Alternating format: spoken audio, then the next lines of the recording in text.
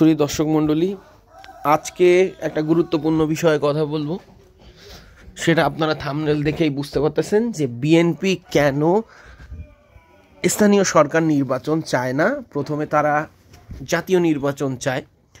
তো আগে একটু দেখে নিই যে স্থানীয় সরকারের নির্বাচনটার ধারণাটা আসলে কারা প্রথম আনছে।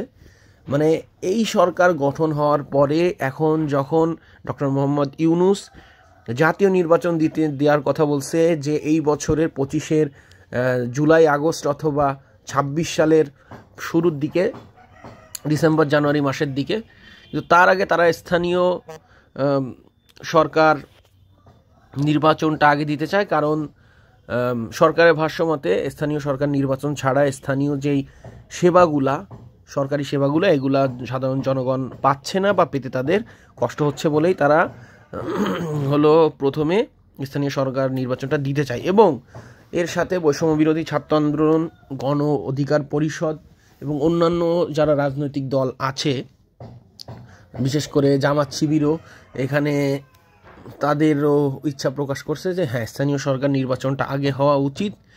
ওদিকে বিএনপির আমির খসরু যিনি আছেন বিদেশ সচিব, উনি বলছে যে না, এটা হাস্যকর বা হাস্য রসের জন্ম দেয়, যেখানে এই সরকারের প্রধান কাজটাই হলো জাতীয় সরকার নির্বাচন দেওয়া এবং পরবর্তীতে যারা নির্বাচনে জয়ী হয়ে আসবে তারাই স্থানীয় সরকার নির্বাচন করবে। কিন্তু সেখানে একটা শঙ্কার জন্যই হয়তো বিএনপি এরকম একটা কথা বলতেছে, যে কারণ তাদের ক্ষমতাকে কেন্দ্রীকরণের মাঝখান থেকে তাদের দলটা স্থানীয় সরকার নির্বাচন দিলে তাদের কাছের যারা প্রতিনিধি, তাদের সাপোর্ট দিতে, যে দলের মধ্যে একটা অন্তর্কন্দল সৃষ্টি হবে। ঠিক আছে, এইটাই এখন বিএনপি চাচ্ছে না। তারা ক্ষমতায় যাওয়ার পরে এই ডিসিশনগুলো তারা আস্তে আস্তে নেবে। ঠিক আছে, আর জামাত বলতেছে যে এখন যদি স্থানীয় সরকার নির্বাচন দেওয়া হয় তাহলে বোঝা যাবে যে আসলে কার প্লটটা কতটা শক্তিশালী স্থানীয় জনপ্রতিনিধি নির্বাচনের মাধ্যমে। এবং আমরা ইতিমধ্যেই জানতে পারছি যে সংবিধান সংস্কার বা নির্বাচন সংস্কার কমিশনের প্রস্তাব অনুযায়ী 505টা আসনে নির্বাচন হতে যাচ্ছে সামনে। তার মধ্যে দ্বিকক্ষ বিশিষ্ট নির্বাচন পদ্ধতি, প্রথমে 100টি আসন থাকবে সংরক্ষিত মহিলা আসন, এবং তারপর 400টা আসন থাকবে, 405টা আসন থাকবে।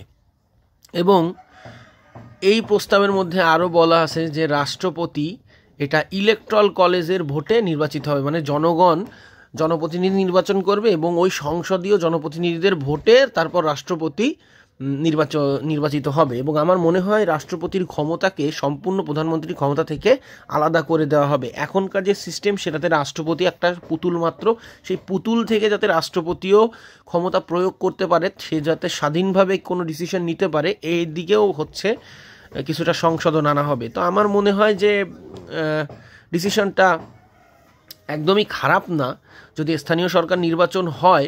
এখন যদি স্থানীয় সরকার নির্বাচনটা দ্রুত করা যায়, যে এপ্রিল মেতে করা যায় এবং ডিসেম্বরে যে যদি আসলে জাতীয় নির্বাচনটা করা যায়, একদম খারাপ কিছু হয় না। আবার যদি জাতীয় নির্বাচনটাও আগে হয় পরবর্তীতে, সেটাতেও আহামরি ক্ষতি নেই। কিন্তু এখন দেখা যাক, এটা সরকারের এবং সাধারণ জনগণের চাওয়া পাওয়ার উপর নির্ভর করবে। আগে কি স্থানীয় সরকার নির্বাচন হয় না জাতীয় সরকার নির্বাচন হয়, এটা আসলে সময়ের ব্যাপার। তো দেখা যাক। ভালো লাগলে লাইক অ্যান্ড সাবস্ক্রাইব দিয়ে পাশে থাকবেন। আবারও স্বাগতম আপনাদের বিডি এক্সক্লুসিভ নিউজে। আল্লাহ হাফেজ।